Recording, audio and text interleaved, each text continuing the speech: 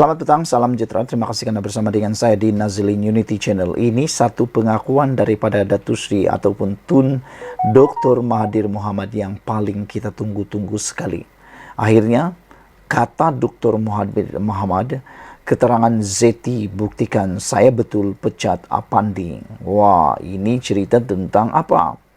Bekas Perdana Menteri Dr. Mahathir Mohamad mendakwa keterangan bekas Gubernur Bank Negara Zeti Aziz adalah bukti bekas Peguam Negara Apandi Ali mengabaikan tugasnya. Dalam hantaran di media sosial, Mahathir turut mempersoalkan mengapa kerajaan ketika pimpinan bekas Perdana Menteri Ismail Sabri Yaakob menyelesaikan saman pemecatan Apandi di luar mahkamah.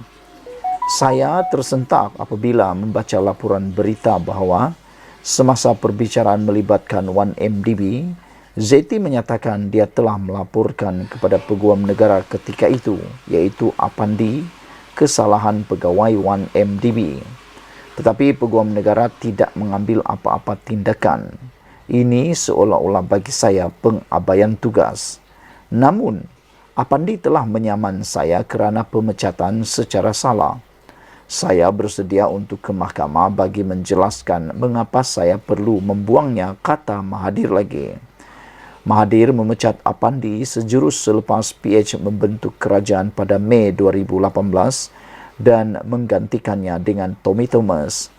Pada 13 Oktober tahun 2020, Apandi memfailkan saman RM2.2 juta terhadap Mahathir dan kerajaan atas dakwaan dia dipecat secara tidak sah.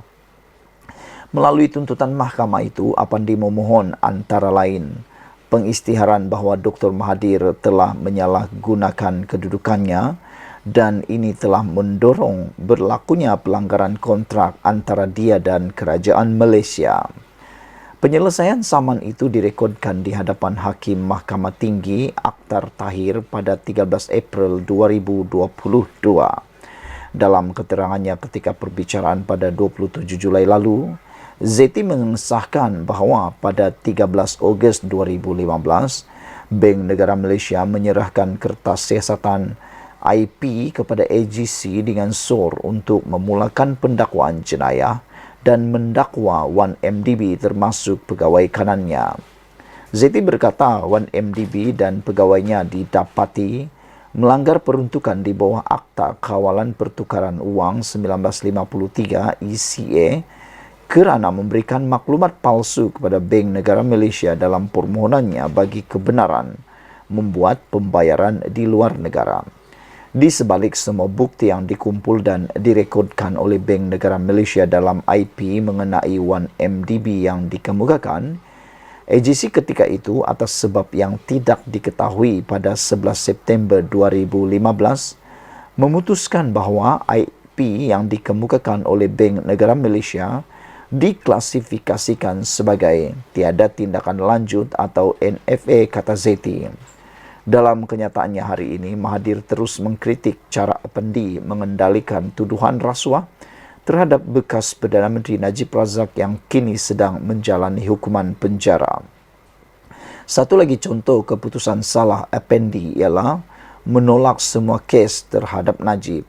Namun, apabila seorang lagi peguam negara iaitu Tommy Thomas membawa kes Najib ke mahkamah, 3 mahkamah dan 9 hakim mendapati Najib bersalah. Jelas sekali Apandi sebagai AG tidak meneliti kes itu secara menyeluruh sebelum mengisytiharkan Najib tiada kes untuk dijawab. Ini sekali lagi menunjukkan pengabaian tugas di pihak Apandi. Namun apabila dia menyaman kerajaan dan saya kerana pemecatan secara salah, kerajaan bersetuju untuk menyelesaikan kes di luar mahkamah dan memberikan Apandi sejumlah wang yang tidak diketahui untuk menggugurkan tindakannya menyaman kerajaan dan saya, kata Mahathir. Ini bermakna kerajaan bersetuju bahawa beliau telah dipecat secara salah. Saya bukan pihak dalam penyelesaian itu. Saya tidak bersetuju bahawa saya telah memecat Apandi secara salah. Kini, laporan bahawa beliau gagal mengambil tindakan terhadap laporan oleh Bank Negara membuktikan beliau tidak menjalankan tugasnya sebagai AJ. Ini mewajarkan lagi pemecatannya sebagai EJ. Bahawa EJ seperti itu diberi pampasan dengan jumlah wang yang tidak diketahui tidak menggambarkan dengan baik kedaulatan undang-undang di negara ini, ujar Mahathir lagi. Apabila Mahathir membuat pengakuan dan pendedahan ini, mata dan pemikiran kita memang terbuka. Sekian dulu untuk kali ini. Jangan lupa tinggalkan komen dan tekan butang subscribe. Kita jumpa lagi. Bye-bye. Selamat petang, salam sejahtera. Terima kasih kerana bersama dengan saya di Nazilin Unity Channel. Ini bukan main-main. Ini perkara yang sangat serius. Perbuatan gurauan boleh dipilih. Perbuatan gurauan harus berhati-hati. Mungkin pada kita gurauan tersebut adalah gurauan semata-mata. Tetapi bagi orang yang menerima gurauan tersebut, mungkin ianya akan membawa kesan yang amat dahsyat, besar dan membawa kesan sehingga ke akhir hayat. Perbuatan yang disangka hanya akan disangka boleh selesai sehari dua, mungkin ianya akan berlanjutan. Apalagi apabila perbuatan gurauan tersebut telah direkam dalam video dan telah tular. Bayangkan anda ialah subjek kepada gurauan tersebut dan orang melihat bagaimana anda menjadi bahan gurauan, terutamanya melibatkan dipukul kepala. Ini semua ialah apabila satu petikan keratan video menunjukkan Sanusi memukul kepala seorang wanita dengan menggunakan gulungan kertas. Ini menimbulkan pelbagai reaksi daripada netizen dan juga daripada aktivis bebas NGO, terutamanya wanita. Salah satu perkara yang kini menjadi tular ialah Menteri Besar Kedah ketuk kepala, Sanusi nak melawak pun melawaklah benda lain, kata seorang pemimpin daripada Pakatan Harapan iaitu Mahfuz Omar. Timbalan Menteri Besar Kedah, Datuk Seri Muhammad Sanusi, tindakan Menteri Besar Kedah, Datuk Seri Muhammad Sanusi Maknor yang mengetuk kepala seorang wanita dengan gulungan kertas seakan-akan bergurau dengan rakyat dianggap sebagai tidak wajar.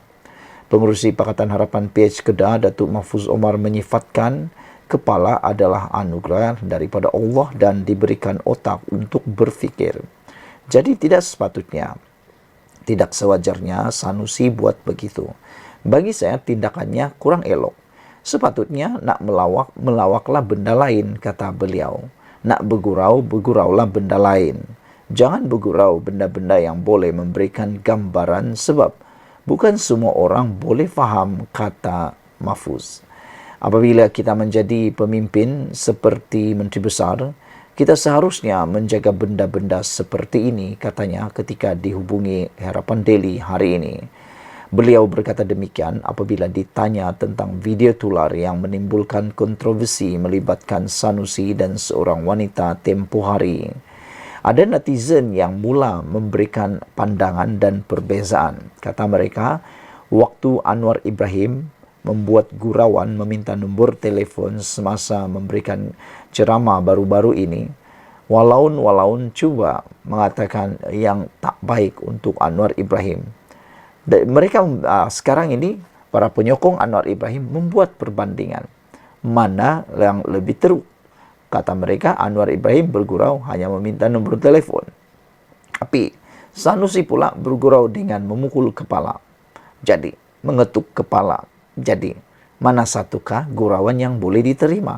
Namun, walaupun tetap hanya menerima gurauan daripada Sanusi, tetapi tidak dapat menerima gurauan daripada Anwar Ibrahim.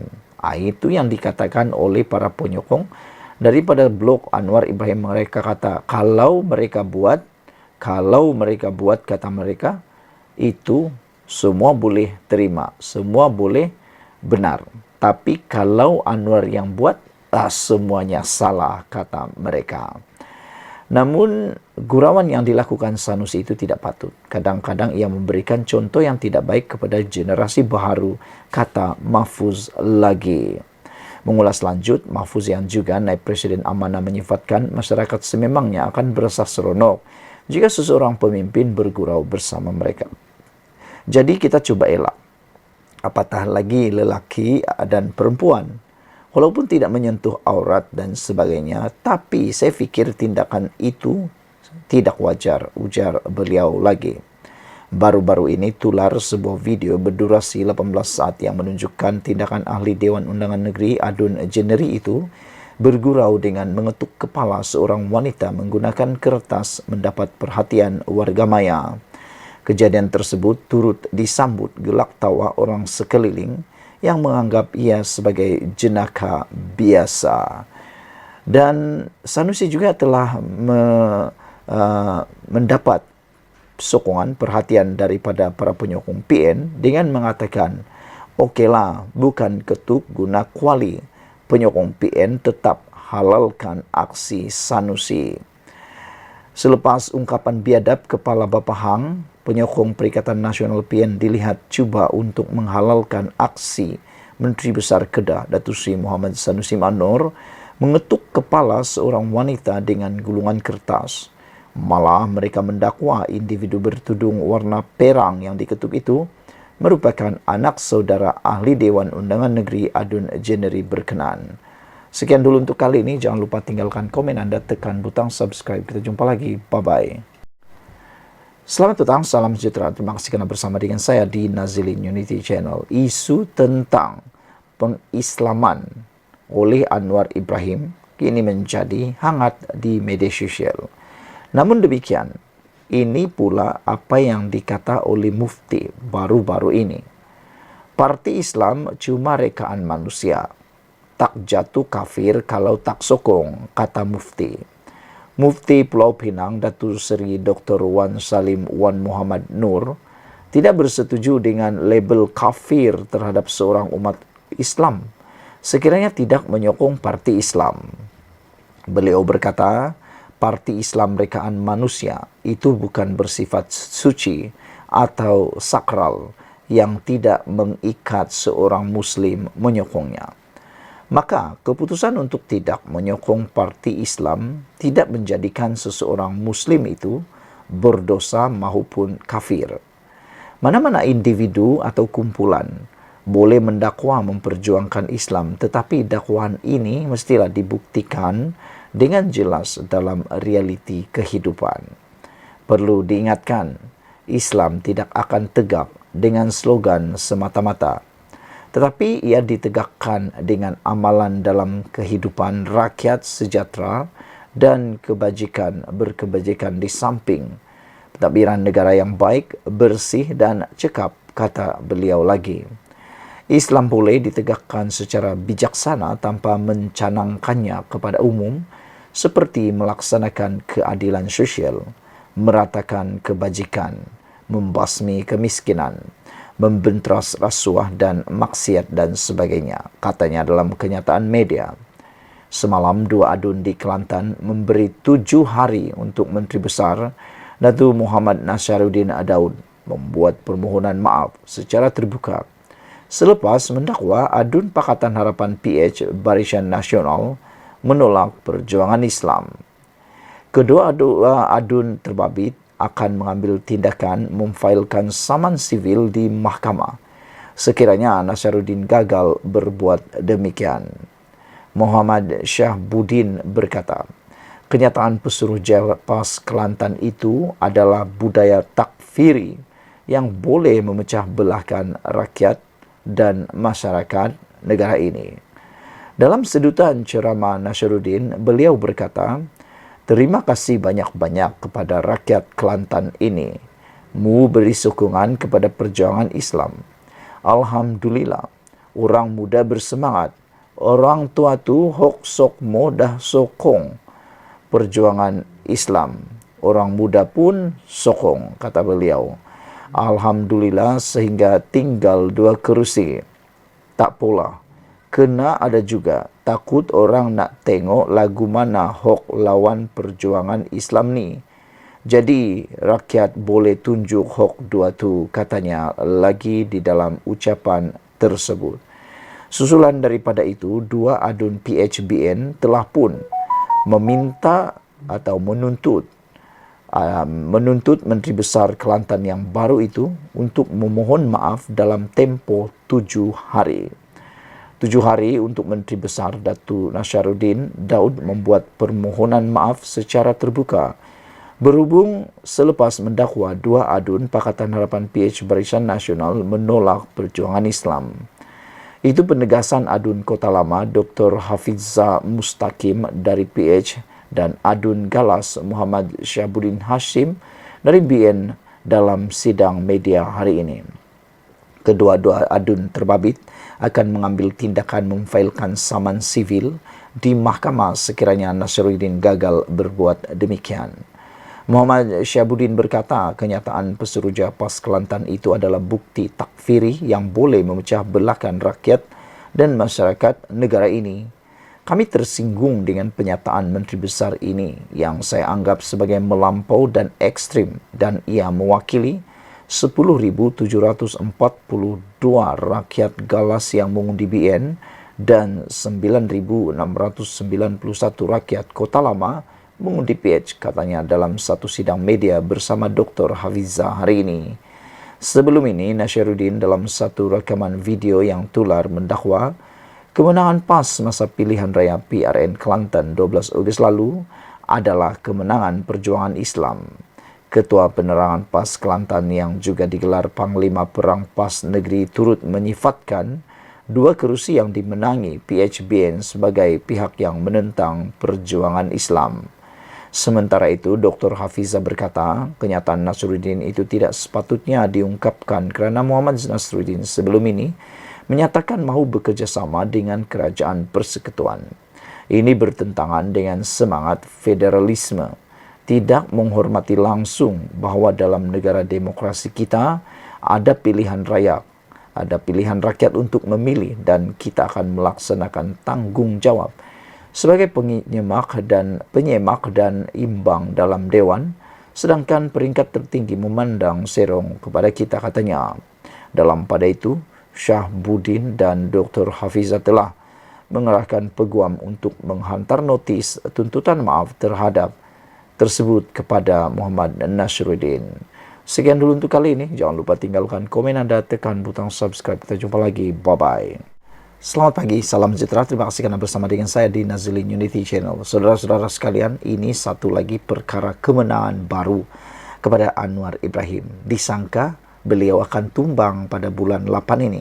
Tapi rupa-rupanya yang disangka buruk menjadi baik. Yang dirancang jahat jadi kebaikan. Itulah pemimpin yang diridhoi Allah. Saudara-saudara sekalian, Datuk Seri Anwar Ibrahim mengatakan bahawa minat pelabur terhadap Malaysia jauh lebih baik berbanding dahulu.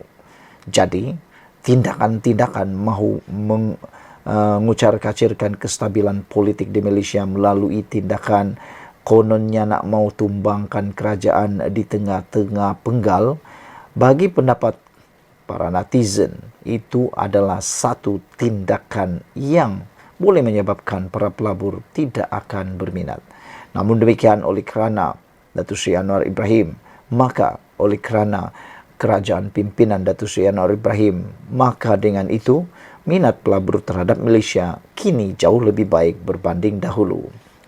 Perdana Menteri Datuk Seri Anwar Ibrahim berkata, minat pelabur antarabangsa untuk melabur di Malaysia berkembang jauh lebih baik berbanding tahun-tahun lalu. Beliau yang juga Menteri Kewangan berkata, situasi itu merupakan perkembangan positif dalam melonjakkan ekonomi negara. Kata Anwar Ibrahim, saya optimis bahawa dengan minat pelabur-pelabur antarabangsa berkembang sekarang jauh lebih baik daripada catatan 1 atau 2 tahun yang lalu. Itu satu sangat positif bagi kita kerana ia akan membantu melonjakkan ekonomi, tetapi lonjakan ekonomi itu harus beralih daripada pendekatan lama, katanya memetik utusan Malaysia hari ini. Anwar berkata demikian ketika menyampaikan ucapan pada Majlis Jalinan Kerjasama ITECAD. Menurut Anwar, perkara pertama yang perlu dilakukan adalah menghentikan pembaziran rasuah dalam tadbir urus dan mengamalkan pendekatan yang lebih prihatin atau manusiawi. Saudara-saudara sekalian, apabila Anwar Ibrahim mengisytiharkan perang rasuah secara besar-besaran Ini satu berita, sebenarnya berita baik untuk kita semua di Malaysia, kerana ini akan dapat menghentikan terus pembaziran akibat daripada rasuah. Rasuah ini kalau berterusan boleh menghancurkan negara. Manakala tidak, wang itu sepatutnya boleh digunakan untuk pembangunan negara, tetapi wang itu digunakan pula untuk membayar rasuah. Yang kedua, bayangkan kalau pemilik kepada syarikat itu adalah pemilik atau syarikat itu tidak layak untuk melakukan suatu projek, tetapi oleh kerana perbuatan rasuah yang terkutuk itu, maka apa yang terjadi ialah mereka yang sepatutnya layak tidak pula mendapat atau tidak pula dapat projek tersebut.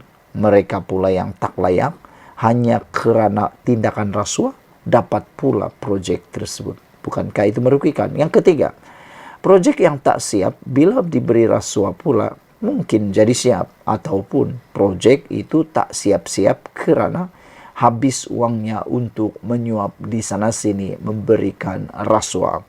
Jadi dengan itu, apabila Anwar Ibrahim mengatakan ini, iaitu menghentikan pembaziran rasuah dalam tadbir urus dan mengamalkan pendekatan yang lebih prihatin dan manusiawi, kita harus menyokong tindakan tersebut. Ketiganya, kata Anwar Ibrahim, fokus pada isu dan bidang-bidang yang kita agak ketinggalan, termasuk keselamatan makanan, soal transformasi digital dan bidang-bidang teknologi maklumat IT yang menurut Anwar Ibrahim yang nampak kita belum tingkatkan sepatutnya. Terdahulu, Perdana Menteri mengumumkan dana tambahan sebanyak RM6 juta kepada program iTech tahun ini sebagai usaha untuk terus memperkasa usahawan mikro berpendapatan rendah. Tambahan itu merupakan penjimatan yang dilakukan oleh kerajaan dalam belanjawan tahun 2023, kata beliau lagi. Jadi saudara-saudara sekalian, ada orang kata Anwar Ibrahim tak mampu membawa Malaysia naik lebih tinggi, tetapi rupa-rupanya dengan adanya kekuatan Datuk Seri Anwar Ibrahim, minat pelabur terhadap Malaysia jauh lebih tinggi berbanding dahulu. Sekian, ikuti terus ulasan selepas ini. Selamat petang, salam sejahtera. Terima kasih kerana bersama dengan saya di Nazlin Unity Channel. Ini satu lagi pendedahan yang luar biasa yang mengejutkan semua rakyat Malaysia. Hari ini daripada Malaysia Kini, langkah Muhyiddin buat Negeri Sembilan dari boleh menang ke mudah kalah. Ini satu pendedahan dan juga satu tindakan membocorkan rahsia yang saya rasa perlu kita ambil perhatian dan perlu kita sama-sama fikirkan. Saudara-saudara sekalian, pengerusi Perikatan Nasional Muhyiddin Yassin harus bertanggung jawab atas kegagalan parti itu merampas Negeri Sembilan daripada Pakatan Harapan pada pilihan raya negeri PN baru-baru ini, kata ahli jawatan kuasa penerangan bersatu Badrul Hisham Syaharin. Jadi kalau sebelum ini Muhyiddin mengarah ataupun memaksa supaya Zahid Hamidi dan Anwar Ibrahim letak jawatan, kali ini giliran Muhyiddin Yassin pula diarah untuk bertanggung jawab atas kegagalan parti itu, iaitu Parti Bersatu merampas Negeri Sembilan daripada PH pada pilihan raya negeri PRN baru-baru ini. Jadi kali ini giliran Muhyiddin pula yang kena semula. Dia yang lebih dikenali sebagai Cikgu Gad atau Cikgu Bad berkata, keputusan Muhyiddin melantik Timbalan Presiden Bersatu Ahmad Faizal Azumu sebagai pengerusi Perikatan Nasional PN Negeri Sembilan sebenarnya menyukarkan gabungan terbabit untuk mengambil alih negeri berkenan. Dakwa Badrul Hisham dalam pelantikan Ahmad Faizal mengetuai Perikatan Nasional Negeri Sembilan, status negeri itu sebagai kawasan berpotensi untuk dimenangi bertukar kepada mudah kalah. Malah dia juga mendakwa ada antara calon yang dikemukakan bersatu dalam PRN pada 12 Ogos lalu sebenarnya dipilih selepas mereka dicadangkan beberapa ketua cawangan UMNO. Kepada Presiden juga, keputusan hantar peja Ahmad Faizal Azumu oleh Presiden sehingga menukar Negeri Sembilan sebagai negeri berpeluang menang kepada negeri mudah kalah perlu diambil tanggungjawab.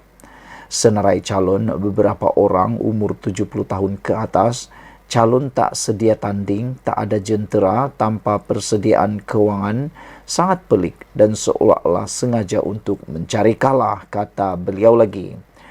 Senarai calon lebih bersedia diketepi dengan alasan-alasan bodoh, seperti calon umur 75 tahun dicadangkan 8 ketua cawangan UMNO, katanya dalam satu hantaran di Facebook semalam. Berbeza dari pusat, pada PRN lalu PN meletakkan calon di semua 36 kerusi Dewan Undangan Negeri DUN namun hanya mampu memenangi 5 daripadanya. Ia berlaku ketika Perikatan Nasional mengeluarkan kononnya mampu merampas Negeri Sembilan daripada PHBN sekaligus membuka jalan menggantikan kerajaan pusat. Kemenangan PHBN menyaksikan Parti Kerajaan Perpaduan mengesuai 2/3 DUN Negeri Sembilan. Negeri Sembilan banyak isu besar, semua tidak keluar ketika PRN. Adakah wujud sebarang rundingan secara sulit? Soalnya lagi. Dia yang sebelum ini kritikal terhadap Putrajaya berkata, meskipun kesilapan dalam strategi gabungan itu masih boleh diterima, tiada siapa yang tampil untuk bertanggung jawab atas kekalahan besar Perikatan Nasional di Negeri Sembilan. Badrul Hisham juga mendakwa dia ada mengingatkan Muhyiddin bahawa kekuatan bersatu dan Perikatan Nasional bukanlah daripada kepimpinan tertinggi.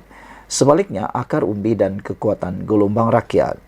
Sementara itu, dia turut mempersoalkan mengapa Bersatu Kedah hanya menamakan 3 wakil rakyat untuk mengisi jawatan Exco dalam kerajaan negeri serta seorang timbalan Speaker Dewan Undangan Negeri di Kedah. Dia mendakwa perkara itu didedahkan menerusi surat Bersatu Kedah kepada Menteri Besar Muhammad Sanusi Maknor. Kenapa ini boleh berlaku sedangkan keputusan berbeza dengan keputusan Bersatu Pusat, kata beliau lagi. Jadi saudara-saudara sekalian, rupa-rupanya Cikgu Bad juga mempersoalkan mengapa Bersatu Kedah hanya menamakan 3 wakil rakyat untuk mengisi jawatan Exco dalam kerajaan negeri serta seorang timbalan Speaker DUN. Cikgu Bad mendakwa perkara itu didedahkan menerusi surat Bersatu Kedah kepada Menteri Besar Kedah iaitu Muhammad Sanusi Maknor. Sekian dulu untuk kali ini. Ikuti terus ulasan selepas ini. Selamat petang, salam sejahtera. Terima kasih kerana bersama dengan saya di Nazilin Unity Channel. Yang ini saya paling setuju dengan Anwar Ibrahim. Saya salut Datuk Seri Anwar Ibrahim dengan keputusan ini. Beliau tak tahan lagi dengan keadaan tata kelola yang ada menjadi budaya di negara Malaysia. Anwar Ibrahim akhirnya memberikan keputusan yang kita tunggu-tunggu, terutamanya saya. Apabila Anwar Ibrahim kata, hentikan amalan komisen untuk projek pembangunan. Anda faham maksud komisen? Kalau anda faham, bagus. Kerana pada pendapat saya, tindakan memberikan komisen dalam amalan projek pembangunan ini menyebabkan peruntukan dalam sesuatu projek itu menjadi kecil. Bayangkan kalau peruntukan dalam satu projek itu hanya, contohlah katakanlah 100,000. Tapi pemberian komisen pula dibahagi-bahagi, komisen sini, komisen sana dan sebagainya. Tinggal berapa lagi kah uang yang sebenar-benarnya boleh dibuat untuk projek, menyiapkan projek tersebut. Silap-silap tinggal 50% sahaja daripada nilai asal. Ini menyebabkan kualiti kerja yang terhasil diselesaikan itu secara otomatiknya boleh menyebabkan ianya menjadi amat teruk dan buruk. Kerana asalnya 100,000, tetapi kerana tindakan perbuatan-perbuatan komisen ini menjadikannya tinggal 80 atau 50,000 sahaja lagi. Perdana Menteri Datuk Seri Anwar Ibrahim mahu amalan meminta dan memberi komisen dalam mana-mana pelaksanaan projek pembangunan termasuk projek perumahan dihentikan segera. Saya setuju dengan apa yang dikatakan oleh Datuk Seri Anwar Ibrahim. Banyak-banyak perkara yang dinyatakan oleh Anwar Ibrahim hari ini, inilah yang paling saya setuju sekali. Inilah yang dikatakan reformasi tata kelola keuangan yang baik untuk Malaysia. Menegaskan perkara itu, Perdana Menteri berkata, kerajaan tidak pernah menghalang mana-mana syarikat daripada menjalankan operasi mereka dan memperoleh keuntungan. Namun amalan memberi komisen kepada mana-mana menteri atau parti politik tidak seharusnya berlaku. Yang ini benar-benar perlu cepat-cepat dilaksanakan, cepat-cepat dibuat. Jangan sampai amalan memberi komisen kepada mana-mana menteri atau parti politik ini terus berterusan, terus menjadi parah, terus menjadi menular dan barah dalam negara ini. Kerana ianya merugikan, amat merugikan. Duit itu tiris begitu sahaja. Projek mungkin tak siap atau siap tapi kualitinya buruk. Manakala orang yang dapat komisen senyum-senyum dapat uang percuma. Ada keuntungan syarikat, tiada masalah. Tapi janganlah potong RM10 juta atau RM15 juta untuk Pak Menteri atau parti seperti amalan sebelum ini. Ini yang merosakkan, kata Anwar Ibrahim. Ini betul-betul satu pendedahan rahsia yang saya tak sangka. Dengar-dengar di tepi jalan raya, di kedai kopi, di kedai dobi. Orang cerita-cerita, kita tak percaya sangat sebab tak ada bukti. Kita tak berani mengiyakannya. Tapi kalau Anwar Ibrahim sendiri yang kata, begini, ada keuntungan syarikat, tiada masalah, kata Anwar Ibrahim. Saya setuju. Keuntungan itu adalah habuan kepada mereka yang bekerja keras. Tapi kata Anwar Ibrahim, ini pendedahan yang kita tunggu-tunggu. Tak pernah kita sangka berani dikatakan oleh Anwar Ibrahim. Perdana Menteri yang lain saya tak pernah dengarlah. Pernahkah mereka cakap atau tidak, saya pun tak pasti. Tapi Anwar Ibrahim kata, janganlah potong 10 juta atau 15 juta untuk Pak Menteri atau parti seperti amalan sebelum ini. Jadi maknanya Anwar Ibrahim menyatakan, memang amalan ini pernah berlaku sebelum ini. Bayangkanlah saudara, potongan sehingga 10 juta, sehingga 15 juta. Kalau itu uang hanya 20 juta, 100 juta, 10 juta, free dapat diberikan kepada menteri atau parti politik menurut Anwar Ibrahim. Kata Anwar Ibrahim, ini yang merosakkan. Adakah Anda setuju dengan pendapat ini? Adakah Anda setuju dengan apa yang didedahkan oleh Anwar Ibrahim ini? Kalau Anda setuju, sila tinggalkan dalam ruangan komen Anda. Saya setuju. Saya faham ramai yang marah saya kerana menyinggung hal ini. Tapi semua orang tahu. Tanyalah pemaju wilayah persekutuan. Kata beliau lagi. Adakah saya betul atau salah? Atau saya sengaja membesar-besarkan? Atau saya bercakap benar? Soal Anwar lagi. Hakikatnya, semua mengakui ini telah menjadi amalan. Jadi kita harus hentikan amalan buruk ini, katanya, ketika merasmikan Majlis Pecah Tanah Residensi Wilayah dan Residensi Prihatin Madani serta Pusat Penjajah Madani di Desa Tasik Sungai Besi di Kuala Lumpur hari ini. Perdana Menteri berkata adalah lebih baik peruntukan komisen berkenan dipulangkan kepada rakyat dengan mewujudkan banyak pembangunan projek seimbang, meliputi pembinaan projek perumahan bagi rakyat berpendapatan rendah dan pusat penjajah yang lebih tersusun. Merujuk Ibu Negara Kuala Lumpur yang kini berkembang pesat dan dipacu pembangunan, Anwar berkata, kerajaan perpaduan menetapkan syarat agar dalam pembinaan projek perumahan terbaru atau baharu, ia perlulah seimbang bagi mewujudkan sebuah ibu kota prihatin, ibu kota madani. Beliau berkata ini bagi memastikan terutama golongan berpendapatan rendah tidak disisihkan daripada arus pembangunan. Manakala kerajaan dan pihak swasta berperanan penting dalam memastikan lebih banyak perumahan untuk golongan berpendapatan rendah dibina. Bagi meningkatkan lagi daya huni bandaraya itu, Anwar berkata kawasan lapang dan kawasan hijau di sekitar projek perumahan perlulah diwujudkan atau dikekalkan agar tidak hanya menjadi hutan kota. Selain pemaju perlu mewujudkan pusat atau gerai penjajah yang sistematik bagi memudahkan rakyat, kata Anwar Ibrahim. Saya nak satu anjakan besar bahawa dalam 1-2 tahun orang tahu Kuala Lumpur terkenal dengan mercu tanda baik, hotel besar dan gerai yang bersih dan ada tahap keindahan katanya lagi. Terdahulu, Anwar merasmikan Majlis Pecah Tanah di kawasan seluas 1.4 hektar yang menyaksikan sebanyak 110 unit rumah mampu milik, iaitu residensi wilayah dan residensi prihatin madani, bakal ditawarkan kepada kumpulan sasar M40 dan ke bawah yang belum memiliki kediaman. Turut hadir pada majlis itu Datuk Bandar Kuala Lumpur Datuk Kamarul Zaman Mat Saleh dan Ketua Setiausaha Negara Tan Sri Muhammad Zuki Ali. Saudara-saudara, sebelum kita berpisah, adakah anda juga teruja dengan pendedahan berani Anwar Ibrahim ini? Hentikan amalan komision untuk projek pembangunan. Anwar juga berkata, ada keuntungan syarikat tiada masalah. Tapi janganlah potong 10 juta ringgit atau 15 juta ringgit untuk Pak Menteri atau parti seperti amalan sebelum ini. Ini yang merosakkan, kata Anwar Ibrahim lagi. Sekian dulu untuk kali ini. Jangan lupa tinggalkan komen anda, tekan butang subscribe. Kita jumpa lagi. Bye-bye. Selamat pagi, salam sejahtera. Terima kasih karena bersama dengan saya di Nazilin Unity Channel. Isu paling hangat pada pagi ini ialah pertanyaan, adakah Tun Mahathir Mohamad akan masuk parti PAS selepas PRN baru-baru ini?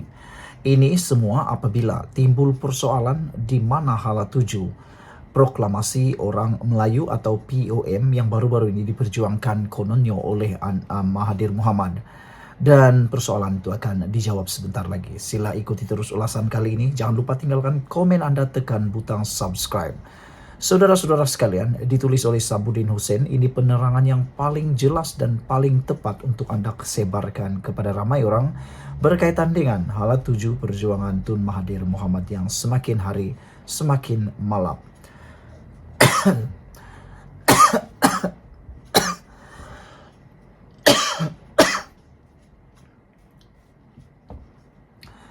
Saudara-saudara sekalian, selepas proklamasi Melayu menyepi, adakah Mahathir Mohamad akan menyertai PAS?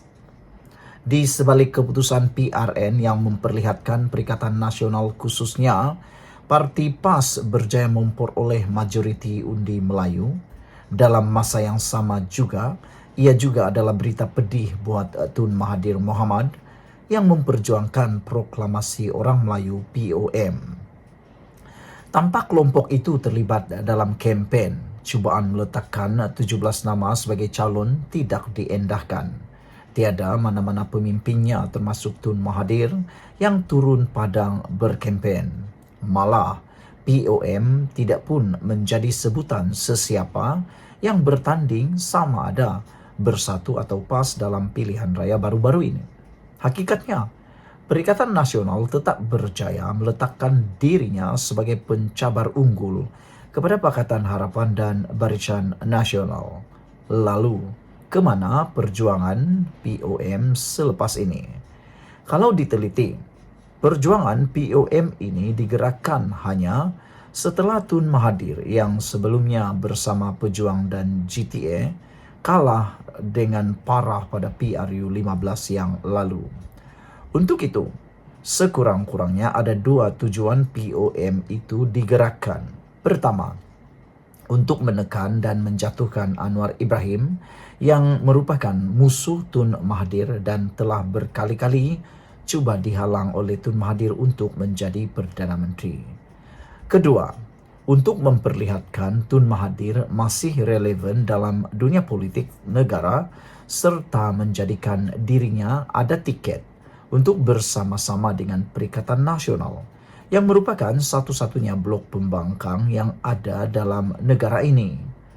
Berdasarkan keputusan PRU 15 di mana semua calon pejuang telah pun kalah teruk dan hilang deposit, Tun Mahathir sedar beliau tidak boleh lagi berjuang melalui blok ketiga, terutama dalam usahanya yang tidak pernah berhenti mahu menjatuhkan Anwar.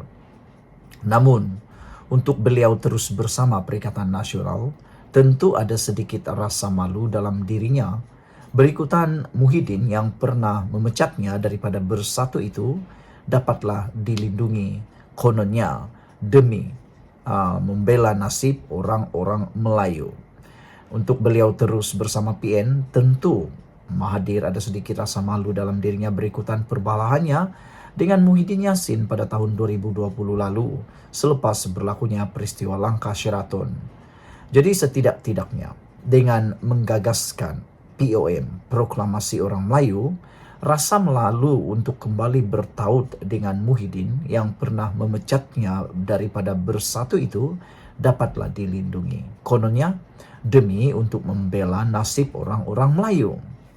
Itulah yang terjadi, di mana setelah sedikit sebanyak menggerakkan POM dengan pelbagai aktiviti, Tun Mahathir akhirnya membuka mulut dan menyatakan sedia bekerjasama dengan Muhyiddin. Kedua-dua mereka telah bertemu sebelum PRN itu. Pun begitu, berikutan Muhyiddin kekal sejuk dan tidak menunjukkan jiwa sepenuh hati dalam pertemuan itu. Begitu juga dengan Hamzah Zainuddin selaku Ketua Pembangkang dan Setiausaha Agung PN atau Bersatu turut tidak berlebih-lebihan dalam memberi respon kepada Proklamasi Orang Melayu dan Tun Mahathir. Sudahnya tiada apa-apa jalinan kerjasama yang berjaya terbina.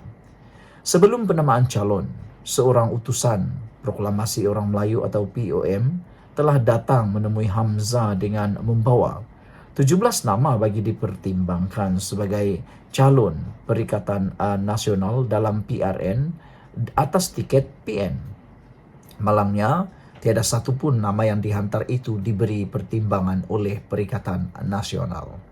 Maka dengan itu, walaupun sebelum ini POM agak riuh rendah dengan pelbagai program dan mengeluarkan kenyataan atas banyak isu, disebabkan tidak berjaya menumpang sebagai calon atas nama PN itu, mereka akhirnya senyap sunyi dan langsung tidak berbunyi sepanjang tempo kempen PRN diadakan.